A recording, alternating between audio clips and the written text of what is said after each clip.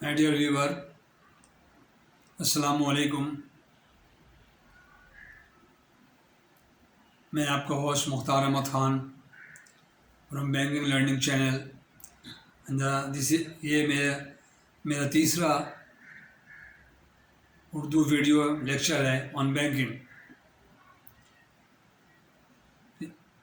2 days ago it was on international trade। Now मैं आपको तमाम चीज़ें स्टेप बाय स्टेप बताता जाऊंगा जो कि वीडियो उर्दू में है, और ये तीसरे नंबर पे आता है ये video. Bank, its head office, manage all deposits, statutory deposit और परमिशन, जो चीज़ें भी लवाजमात होती हैं वो जमा कराने के बाद बैंक अपनी ब्रांच खोलता है, या पहले हेड ऑफिस खोलता है, उसके साथ एक ब्रांच भी होती है जो ब्रांच के फ़राइज़ अंजाम देती है या ऑपरेट करती है। हेड ऑफिस इंस्ट्रक्ट करता है ब्रांच को किस तरह से काम करना है, कितने डिपार्टमेंट्स होंगे। तो बैंकिंग अब बताने की उतनी ज़रूरत नहीं रही कि मैं आपको बताऊँ कि बैंक क्या करता है। To keep deposit and lend money to businessman, ये काम फंक्शन है इनका बैंक में। उसके बाद यूटिलिटीज़ बिल हैं, टैक्स हैं, लोन प्रोवाइड करना है, इंपोर्ट एक्सपोर्ट करना है। वेरी वास्ट, बहुत ही वसी फील्ड है बैंकिंग के। इन bank there are main 4 or 5 departments is very important.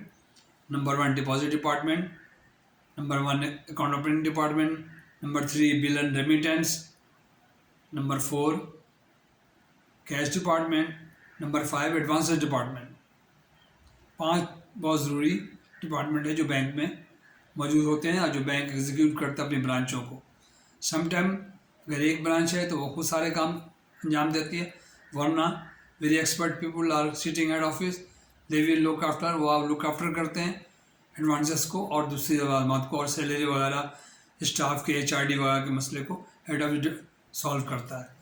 Branch के अंदर ये चीज़ें हैं।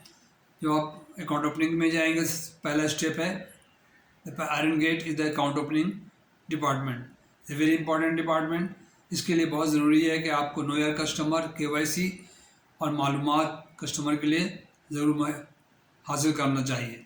उसके बाद जब अकाउंट खुल जाएगा, तमाम चीज़ों के तमाम लवाजमात के बाद, जो कि स्टेट बैंक या रिज़र्व बैंक के दिए हुए पैराए पे और उनका डिमांड पे, उनके रिक्वायरमेंट पे, उन उसूलों पे अकाउंट खोलेंगे आप कस्टमर के।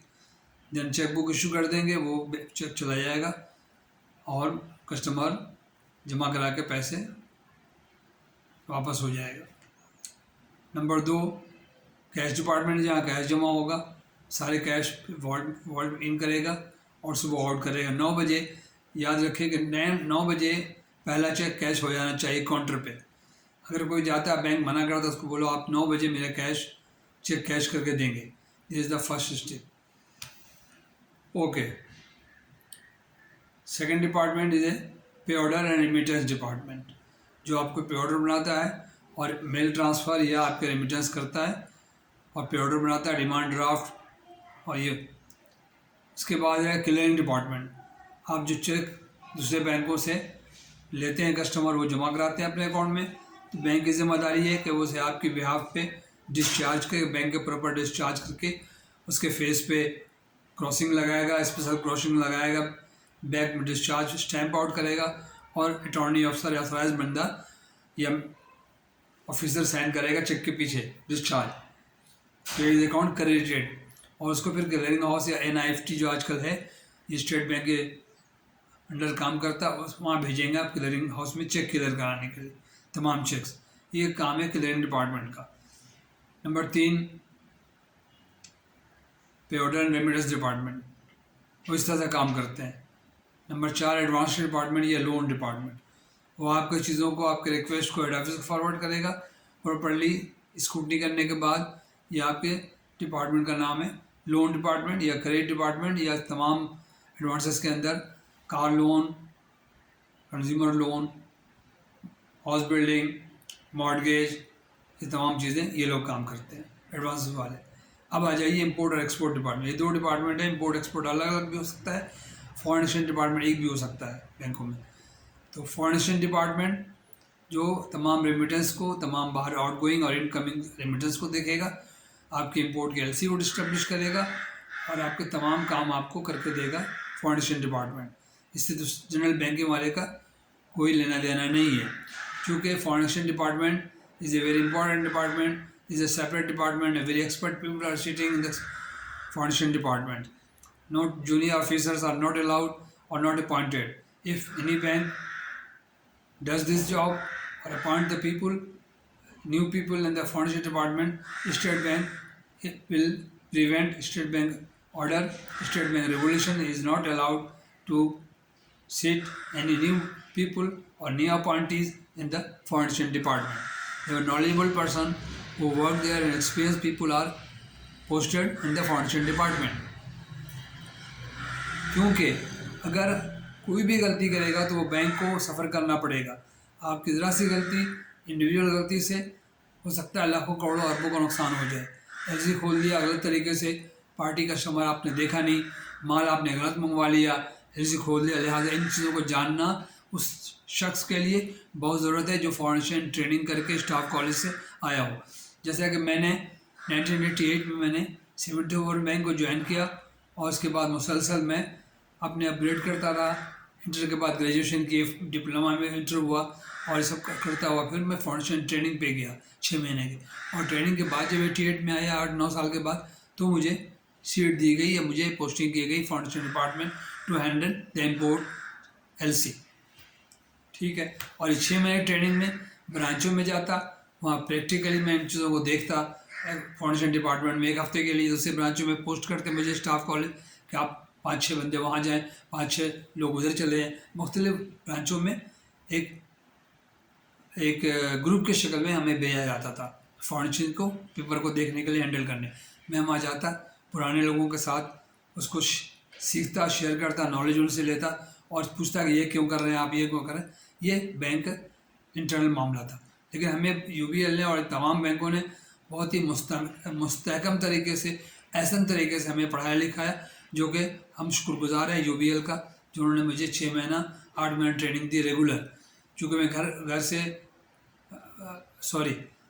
से निकलता स्टाफ कॉलेज से घर जाता। We are not allowed to go to the branch or any other activity without permission of the principal of the staff college. तो हम लोग जाते स्टाफ कॉलेज में, वहाँ सुबह 9 बजे हाजिरी लगती, 9 बजे एग्जैक्ट टाइम पे 9 बजे का टाइमिंग थी, और शाम 5 बजे तक वहाँ पढ़ते थे इन तमाम चीज़ों को। और 1 हफ्ते की प्रैक्टिकल ट्रेनिंग के बाद, एक क्लास ट्रेनिंग के बाद, लेक्चर ट्रेनिंग के बाद हमें भेजा जाता था फॉरेन एक्सचेंज ब्रांचों में सीखने के लिए। तो लिहाजा ये ज़रूरी है कि फॉरेन एक्सचेंज डिपार्टमेंट में उन्हीं लोगों को पोस्ट किया जाता है। अब का पता मुझे नहीं, आज 4-5 साल हो गए मैं निकले हुए, लेकिन फिर भी बैंक हमेशा प्रेफर करता है एक्सपीरियंस लोगों को इन डिपार्टमेंट में देने के लिए। अगर कोई नया बंदा चला भी जाए तो उसे सिर्फ एंट्री करवाते हैं और लिखवाते हैं थोड़ा बहुत, जो भी ई फॉर्म है, आई फॉर्म है, इम्पोर्ट फॉर्म, एक्सपोर्ट फॉर्म भरना, उसको वेरीफाई करना, ये सब। Otherwise the very competent people are sitting in the foreign exchange department who work according to the State Bank regulation, foreign exchange regulation, UCP 500, UCP 400 and international chamber of commerce, तमाम को ध्यान में रखते हुए काम करते हैं। ठीक है। ये फॉरेन एक्सचेंज में थोड़ा लेक्चर हो गया। मैं थोड़ा आप लोगों से उर्दू में अब मुखातिब हूँगा और उर्दू में आपको वीडियो दिया करूँगा। आप इसे, ये तीसरा वीडियो है मेरे उर्दू में। एक 22 नंबर वीडियो है और एक परसों मैंने उर्दू में एक वीडियो 2 नंबर, और ये 3rd video in Urdu for you people. आप लोग इसे देखें, सीखें। कोई सवाल हो तो मुझे कमेंट बॉक्स में लिखें, मेरा नंबर मिल जाएगा व्हाट्सएप, उस पर लिखें। और चूँकि मैं पाकिस्तान में हूँ, मैं आप लोगों का जवाब दे सकूँगा। और मेरी दुआ है कि आप लोग तरक्की करें और फॉरेन एक्सचेंज में करें, दिल लगा कर काम करें और इम्पोर्ट एक्सपोर्ट सीखें। और जहाँ भी कोई प्रॉब्लम होगा, I am ready to help you people without any cost, without any charges. But मैं आपसे यही गुजारिश है कि आप मेरे चैनल को सब्सक्राइब करें, लोगों को शेयर करें, कमेंट करें और फुल वीडियो को देखें। वरना अगर आप फुल वीडियो नहीं देख पाएंगे तो आपकी एम्बिग्यूटी तशनगी बाकी रह जाएगी, आप सही तरह से सीख नहीं पाएंगे। लिहाजा ये उर्दू वीडियो है, आप लोग आसानी से देखें और लोगों को, अपने दोस्तों को शेयर करें और सब्सक्राइब ज़रूर करें और देखते जाएं। फिर इंशाअल्लाह ताला ये थर्ड वीडियो का 4th 5th सेकंड आपको उर्दू में मैं सिखाता जाऊँगा। फिर इंपोर्ट में आऊँगा, फिर मेथड ऑफ इंपोर्ट बताऊँगा, how to import and export works. आपको सारी चीज़ें इंग्लिश में दे चुका हूँ, उसे भी देखते रहें मेरे उन चीज़ों को, और इसको भी देखते रहें।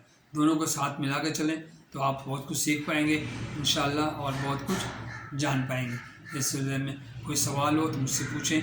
मेरा जीमेल नंबर है, मेरा व्हाट्सअप नंबर दिया हुआ है, आप मुझसे सवाल कर सकते हैं। लेकिन प्लीज़ आपको जो ही क्वेरी हो या कोई नापसंदीदगी हो, डिसलाइक, लाइकिंग, आप कमेंट बॉक्स में डाल दें, ताकि मैं समझ पाऊँ कि मैं कहाँ गलत कर रहा हूँ और कहाँ सही कर रहा हूँ। आपको इंकोट्राम, आपको CNF, आपको शिपिंग डॉक्यूमेंट, आपको all documents in trade finance सब बताऊँगा इंशाअल्लाह, आप फिक्र ना करें। लेकिन साथ साथ आप इंग्लिश चैनल को भी देखते जाएं, जो वीडियो मैं पहले दे चुका हूँ 50-60, उसमें आपको बहुत सारे जवाब मिलते जाएंगे। उसको सीरियलाइज़ करें, उसको चैनलाइज करें। अगर आप मेहनत से करना चाहते हैं बैंक में नौकरी, तो फील्ड इज़ बहुत वाइड, सैलरी बहुत मिलती है। अब हमारे ज़माने में मैंने बैंक को 300 रुपये में ज्वाइन किया था, और इंटर करने के बाद और मैं लगातार करते करते मैं अल्हम्दुलिल्लाह वाइस प्रेसिडेंट के ओहदे पर पहुँचा, और 2016 में रिटायर हुआ बैंक से। 23 साल मैंने UVL को सर्व किया। लेकिन वो लगन आप लोगों में नहीं पाते हैं कि लोग किस तरह से सीख हैं। कुछ लोग जो सीखना चाहते हैं तो उससे सीखें, तो आप become a successful banker. Thank you very much, so nice of you. अस्सलाम वालेकुम।